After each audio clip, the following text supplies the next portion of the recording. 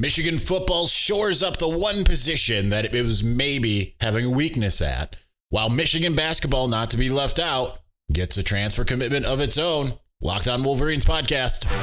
You are Locked On Wolverines, your daily podcast on the Michigan Wolverines, part of the Locked On Podcast Network.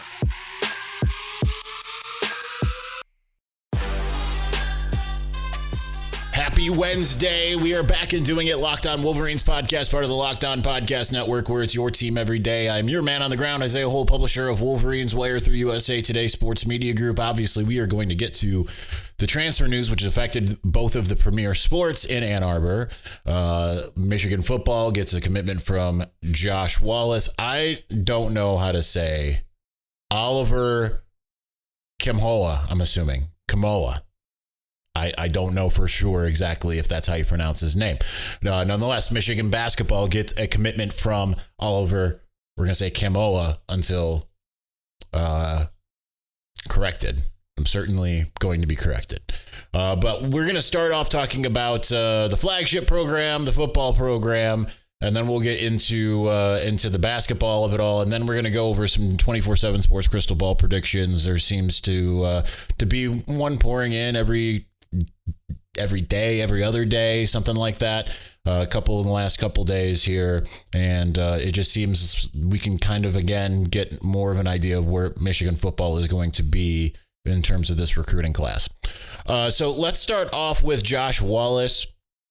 So I had spoken to somebody last week that was close to him. And they weren't sure yet if he was going to end up at Michigan or Virginia Tech. Virginia Tech had some of his former DeMatha coaches there in Blacksburg. So it was going to be a challenge, but Michigan offered quite a lot, right? So he went and visited at the top of the month, late last week. Got to really get a good indication. Now, here's the thing about him that I was told. Keep in mind, he's the fifth team captain to have been added to this class via the transfer portal.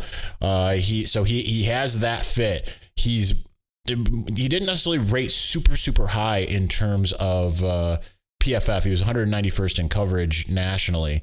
But my source was just telling me, like, listen, UMass doesn't have like a lot of like big time talent. He was one of the few, right? Like he was one guy who was kind of standing alone on an island compared to the rest. UMass went 1-11 or 1-12 rather last year. They did come relatively close in a couple games, including Texas A&M. They were certainly right there on the cusp of that one. He had a good game against Texas A&M. His best game came against Buffalo. Otherwise, Stony Brook was his standout. So I've got some of his numbers up here. Like I said, his grade against Buffalo was an 89.8. Stony Brook was a 79.3. Certainly Texas A&M wasn't his best game, a 66.1. But that comes ahead of their game against UConn, behind Army. But he played safety against Army, and Army doesn't exactly, you don't really need a cornerback for that game, right? Because Army's not exactly tossing the ball around. Really struggled at the top of the season, the first two games. And granted, these are two teams that like to pass the ball, Tulane and Toledo. Really struggled, particularly with tackling against Tulane. Got better with tackling, was a little bit worse in coverage against Toledo. Daquan Finn is a heck of a quarterback. We saw that even against Ohio State. But he was, so that first he started off the season in the 50s, and then he had that Stony Brook game, and that kind of set the tone for the rest of the season. Did well against another passing team, Liberty, not in the 60s, 59.5 as his grade, 59.1 coverage grade, really good run defense grade, really good tackling grade. So for the most part, with two games being outliers, Tulane and Arkansas State, He is a solid tackler. He did finish with a 71.2 grade overall, but most of that's in large part because he had a 36.7 in week 1, 28.3 against Arkansas State, and against New Mexico State a 47.3. But otherwise, you're seeing 80.5, 80.1, 81, 80.5, 81.5, 76.7. Lots of really good numbers for him. He also has some pass rushing. So to go to the stats real quick. He did have, I think it was 3 tackles for loss. Yes, 3 tackles for loss for 4 yards. So he's a guy who can do that. In terms of passes broken up, he was the best on the team with 8 in 12 games worth of play. And 1 in 111. It's just I was looking at the numbers and seeing 13 naturally. He was 6th on the team. I was going to say 4th. 6th on the team in tackles with 41. 32 were solo. So he's a guy, like I said, with the tackling. He had 2 games that weren't good, and then 3 maybe that weren't good, and then 9 that were. But he is certainly a solid player. Now, how does he fit in? What is Michigan going to do with him? Well, here's the good news. Is he is a starting caliber player. He's got the 4 years under his belt. He certainly is someone who's been through it all, right? Like 2019 didn't play a heck of a lot, still had an interception. Well, I shouldn't say didn't play a lot. I played 12 games. Just looking at the stats more, 33 tackles. 2020 is when he didn't really play a lot. He played in 4 games, but I don't know how many games UMass actually played in. 2021, 53 tackles. 4 tackles for loss, 12 passes broken up. So he's a guy who's got the experience. He's a guy who has played quite a bit, and that shores up the literal one question mark I had about the team. Because now, if you look at Amarian Walker or Miles Pollard or Jaden McBurrows and say one of those guys is not ready for prime time, you have someone who essentially is. And plus, even if he isn't like the traditional starter, now you at least have that 3-man rotation that you hope to have at corner. And then you add Mike Sainer still into that mix. I mean, now you're just deep everywhere. That's the really good news. You're just deep everywhere. And I feel like this is one of those, I don't know what he was ranked in the transfer portal. I don't have 24/7 sports up except for the crystal ball. I don't want to change that. I know he wasn't necessarily a highly, highly ranked guy, but again, you look at fit. Team captain, guy who is coached well, just really good reviews from the people I talked to who are close to the team there, and it's a great fit for Michigan, and it's one of those things where it's at the position that they needed the most, right? So they have shored everything up via the transfer portal that they needed, maybe that they didn't need. They certainly were looking at guys that would have been kind of luxury items. This one isn't a luxury item. This one's hey, we need this guy. Michigan's had a pretty good track record for the most part with these guys. I know some people talk about Cam Good and say, well, he hasn't really done much. They haven't really needed him to yet. They've spoken very highly of him in the last year or so. Keep in mind, Cam Good played in the college football playoff, whereas like a guy like RJ Moten did not. So I will be curious to see how this works out. I think it's going to work out really well for Michigan, and certainly it sets you up because you still have that whole year to get him acclimated. And I think it sets Michigan up to be in a really good position because now there isn't anything that you look at with this team and say, well, that is an obvious weakness. Will one come up once the season starts? Certainly that's possible. But on paper, tons of experience, tons of guys just across the board. Now the only places you're looking at is looking at, say, defensive end and saying, well, opposite Jalen Harrell, there's not a ton of obvious experience. Yes, some of those guys have played, Derek Moore, Braden McGregor, but it's one of those guys needs to step up. But it's still a situation where it's like, okay, but they're in such a good shape at the moment that it almost doesn't even matter. All right. As we listen to garbage trucks rumble on by, we are going to continue on here in just a moment as we move to Oliver Nkamhoua.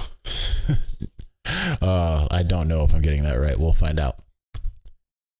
If you want to get into the comfort kingdom, then guess what? I've got just the thing for you. Birddogs is revolutionizing comfort when it comes to your pants and your shorts. Whether you're looking for something dressy or for the gym, or you're going out into the lake this summer, or anything in between, Birddogs has got you covered. You'll feel a heck of a lot better wearing Birddogs. And guess what? They allow you the versatility from going to the beach, to the golf course, right to your dinner, or next meeting. The beautiful stretchiness of current athleisure meets that dressiness. It's great. So take my guy, the machine, Bert Kreischer. He wakes up at his lake house, he goes for a swim, smokes a cigar, grills, chills with his family, all in the same pair of summer shorts. That's how versatile they are. So go to birddogs.com/LockedOnCollege, enter the promo code LockedOnCollege, and they'll throw in a free tumbler with your order. That's birddogs.com/LockedOnCollege with LockedOnCollege with the promo code LockedOnCollege.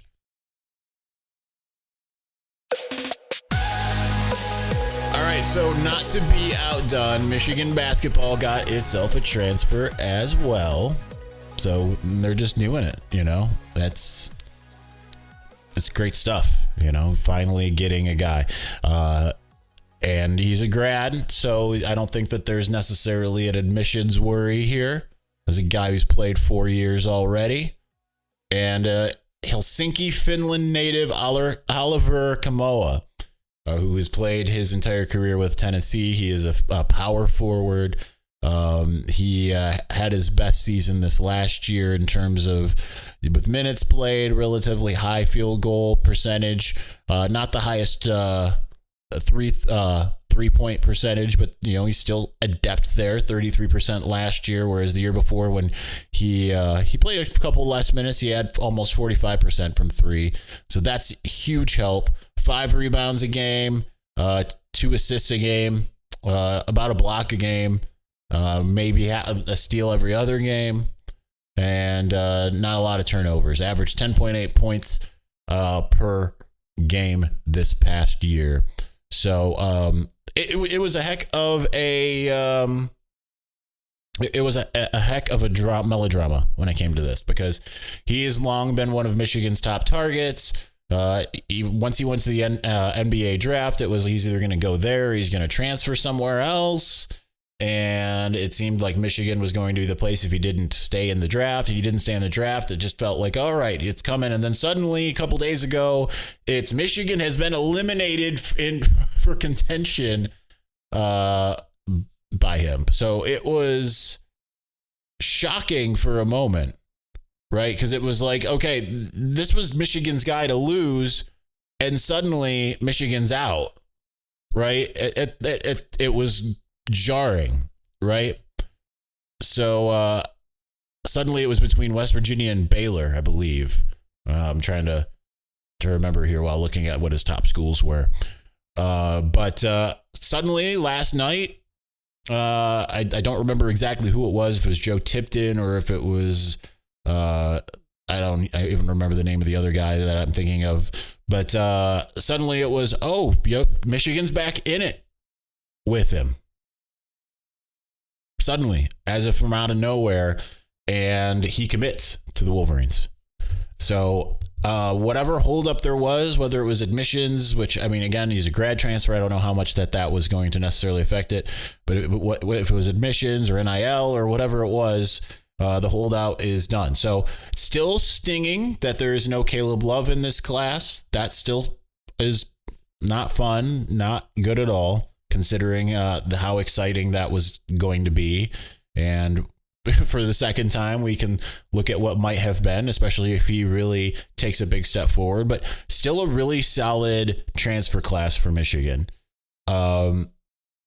I think that Caleb Love was maybe a little bit more of a luxury at that position, because it does sound like Jalen Llewellyn, from everything I've seen, I could be wrong, everything I've seen looks like he's probably still around. Doug McDaniel obviously got a full year pretty much under his belt, so he can certainly get better.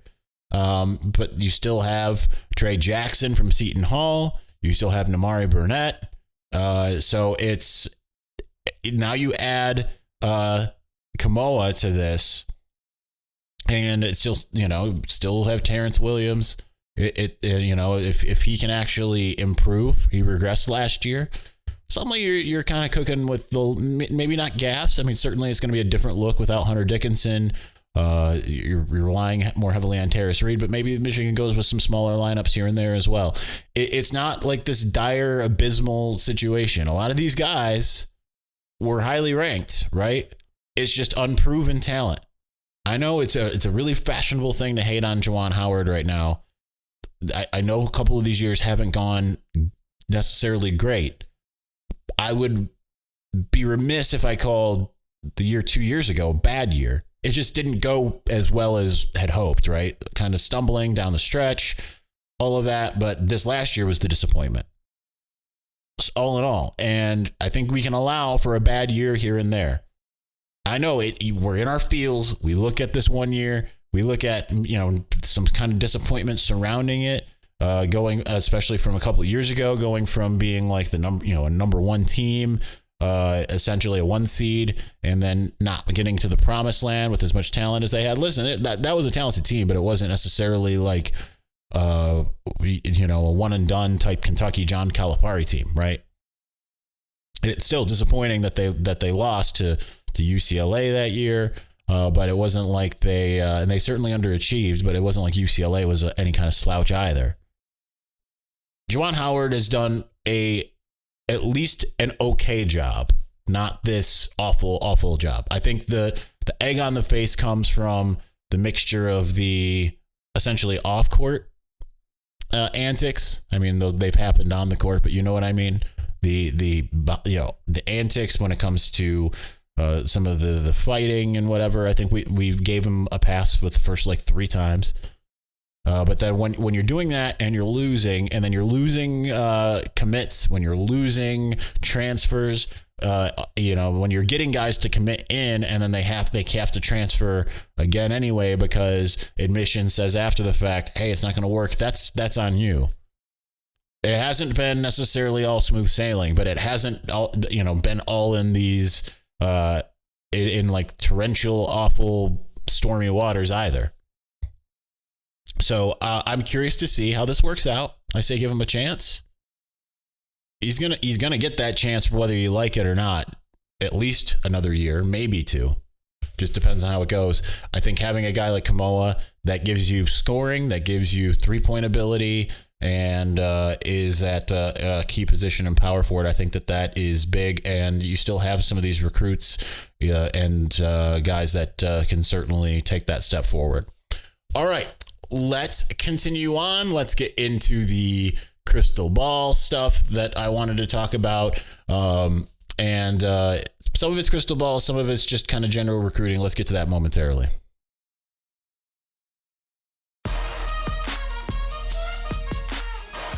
All right, let's finish out talking a little football recruiting to kind of even out this transfer and commit stuff that we've seen here.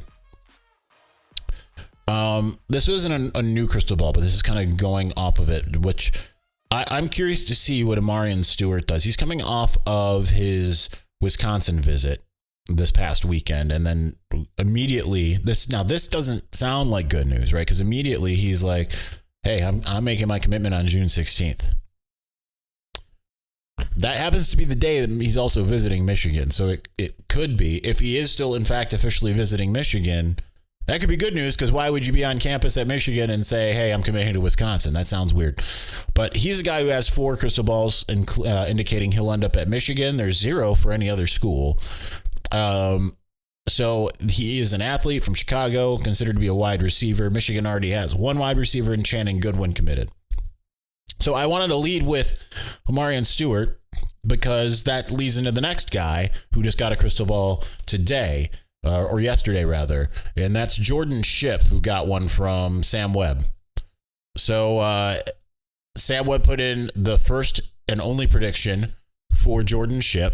If that name sounds familiar, if you are a recruiting casual like I had been for a couple of years there, he is a 4-star receiver according to the 24/7 Sports Composite, who also happens to be a recipient of passes from one Mr. Jaden Davis. He is part of that trio from Providence Day and Charlotte that Michigan is trying to get. So he is considering Michigan, NC State, and North Carolina. I mean, two of your friends are going to Michigan. You know you can play well with them. I mean, it's kind of like, yeah, why wouldn't you? He's the number 414 receiver in the country, according to the composite, and the 59th best receiver. So he is a 4-star, but it's like on the expanded 4-star board. Nonetheless, I'm kind of surprised because I feel like, and I'm not looking at this and I'm not going to, I feel like he was considered the higher end of the duo of him and Channing Goodwin, but Goodwin, Goodwin is a 3-star according to the composite. Let's see here. Pulling this up here.